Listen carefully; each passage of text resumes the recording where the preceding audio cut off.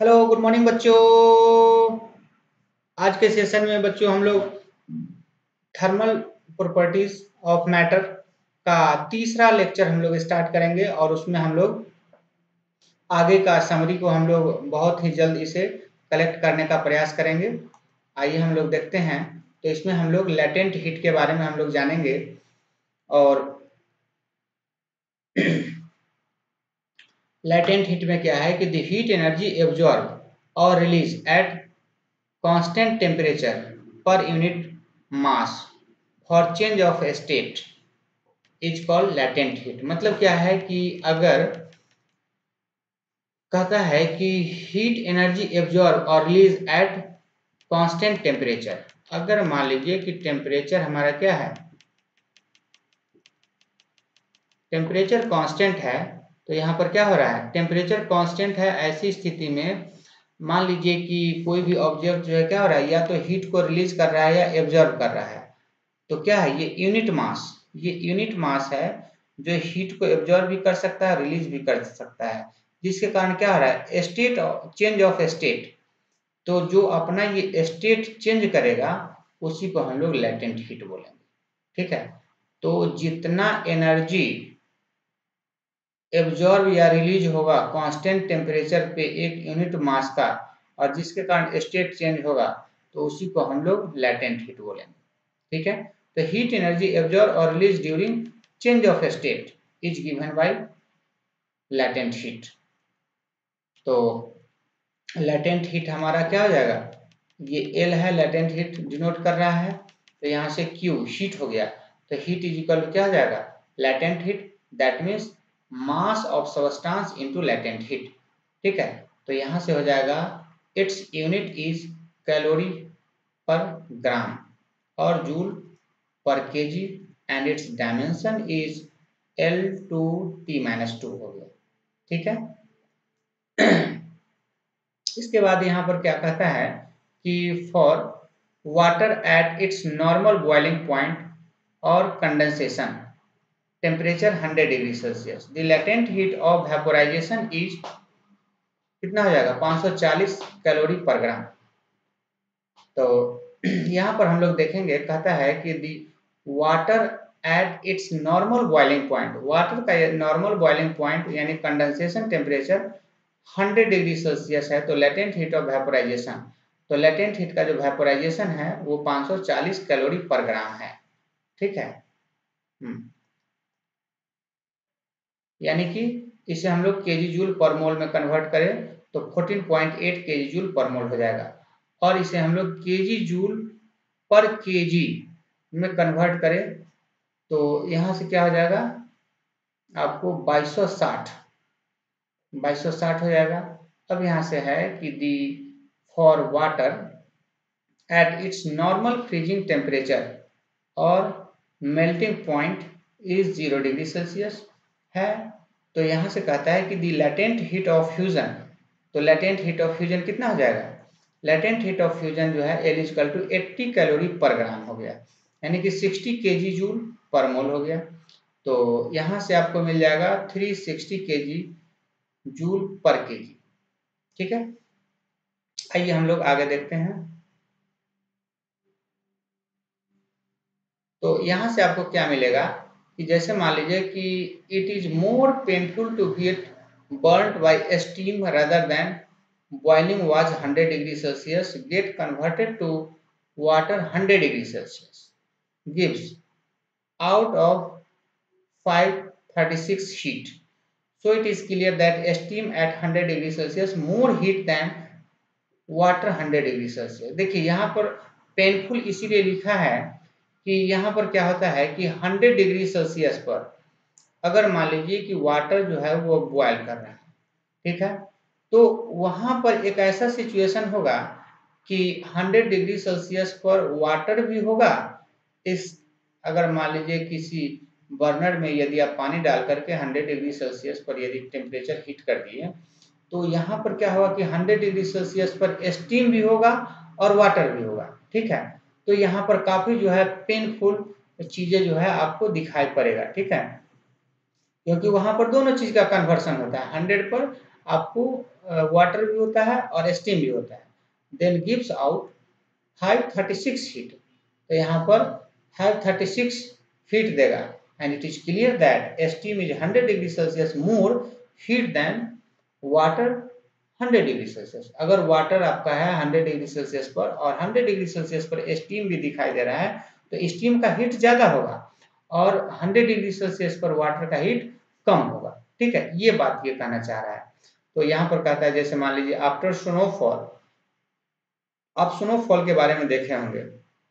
जैसे मान लीजिए कि आप ठंडी के दिनों में जो है क्या होता है कि बर्फबारी होता है, या आप देख रहे होंगे कि ओस गिरते रहता है जब ठंडा के मौसम में, तो the temperature of the atmosphere become very high, very low.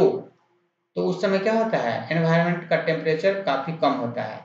This is because snow absorb the heat, और जिसके कारण वो हीट को एब्जॉर्ब करता है फ्रॉम एटमॉस्फेयर से।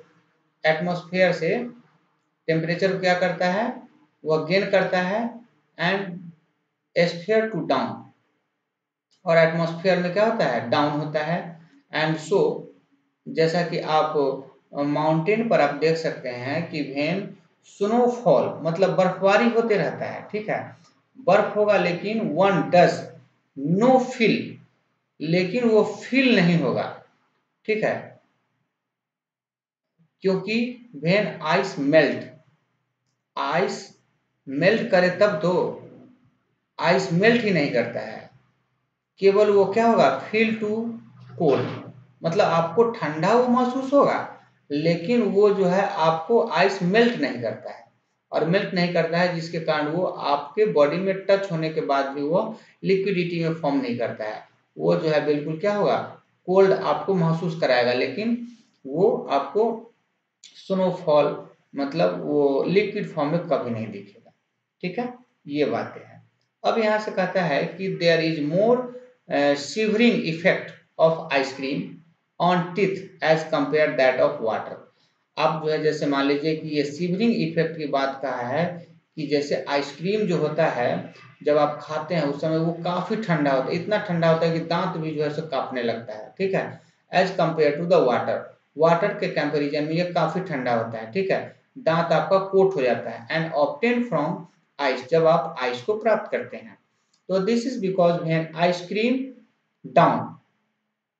अब क्या होता है कि ice cream down it absorb large amount of heat from teeth.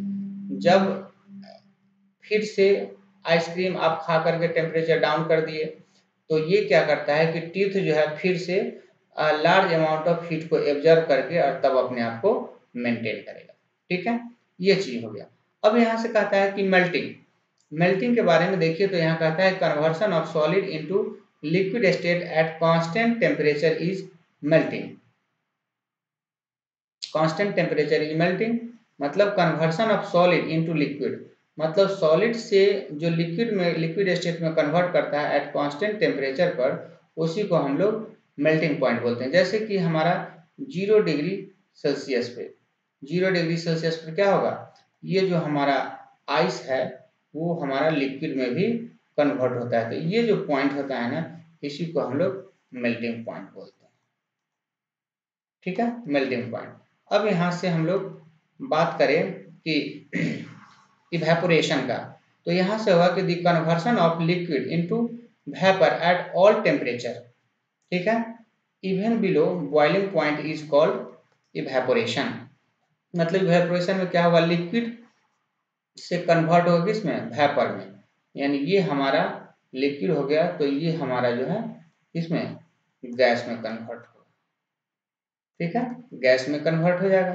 तो ये जो पॉइंट होता है ना, जहां से लिक्विड से गैस में कन्वर्टिंग पॉइंट होता है, उसी को हम लोग इवेपोरेशन वाला पॉइंट यानी कि बॉइलिंग पॉइंट बोलते हैं। ठीक है, ये हो गया।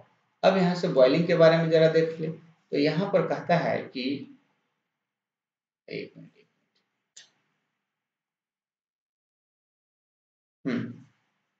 अब देखिए यहाँ कहता है कि when a liquid is heated gradually, जब आप लिक्विड को धीरे धीरे हीट करते हैं eight particular temperature saturated, saturated vapor pressure of the liquid become equal to the atmospheric pressure। अब देखिए यहाँ पर क्या होता है कि जब आप लिक्विड को धीरे धीरे हीट करते हैं और हीट करते करते वो लिक्विड जो है इतना टेम्परेचर को गेन कर लेता है कि वो सेचुरेट हो जाता है, और सेचुरेट इतना हो जाता है कि जो एनवायरमेंटल प्रेशर होता है वेपर प्रेशर ऑफ लिक्विड जो है वो एटमॉस्फेरिक प्रेशर के बराबर हो जाता है, और जिसके कारण नाउ बबल्स ऑफ वेपर, तो वेपर का जो बबल होता है वो क्या होता है, राइज करने लगता है ऊपर की तरफ, और राइज करने लगता है तो टू सरफेस डी लिक्विड, तो वह जो है सरफेस से वो ऊपर उठने लगता है। तो this process is called boiling of the liquid, तो इस प्रोसेस को हम लोग बॉइलिंग ऑफ लिक्विड बोलते हैं। ठीक है, अब यहाँ से कहता है कि the temperature at which a liquid boils is called boiling point. Temperature at which liquid boils is called boiling point.